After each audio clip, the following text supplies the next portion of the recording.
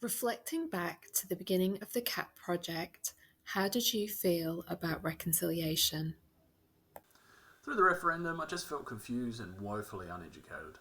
Couldn't seem to find any real source of truth and fell victim to the I just don't know. And it's not the sort of thing that gets discussed and debated in my circles either. So you really only have the media or online content to form a view, and we all know that's the lowest level of information out there. I've always liked to challenge myself with the question, if you were in charge, what would you do?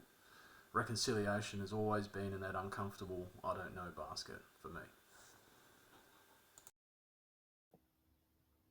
How do you think and feel you have changed as a result of this project? The opportunity through the Governor's Leadership Foundation and this community action project really has opened my eyes and started my own journey of understanding. We don't fear change, we fear loss. And to a large extent, I think 60% of Australia fears what they might have to acknowledge, fears what they might have to give up, fears the unknown, or just doesn't want to engage in an uncomfortable history that they didn't participate in. And the media feeds off of this. But sit and listen to a First Nations elder, a lived experience, or an Indigenous friend, and then form a view. As uncomfortable as it is, over the last 200 years, we've really made a mess. We took, we stole, we killed, we oppressed, we created generational trauma. Reconciliation will be a multi-generational journey, enabled by voice, truth, and treaty. Through voice, that they may own their own future. Through truth, that we may all know the real history. And treaty, that we may live together.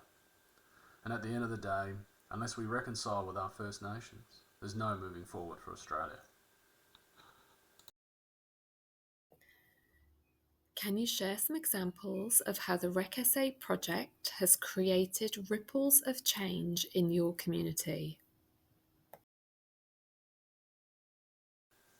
They say change starts at home, with the conversations with your partner, and most importantly, your children.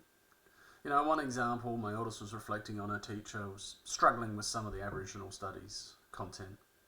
After a brief conversation in the car about some of the massacres, my eldest paused and then said, "Dad, maybe you should come and teach us." I had a great opportunity to perform an acknowledgement of country at an event that I emceed.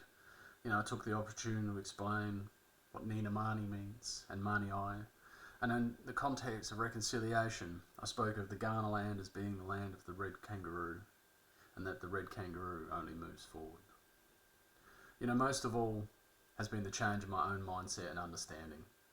That anchor of truth that when mainstream media or public opinion pulls to divide us, I can reflect back on everything I've learned through the GLF and the CAP project.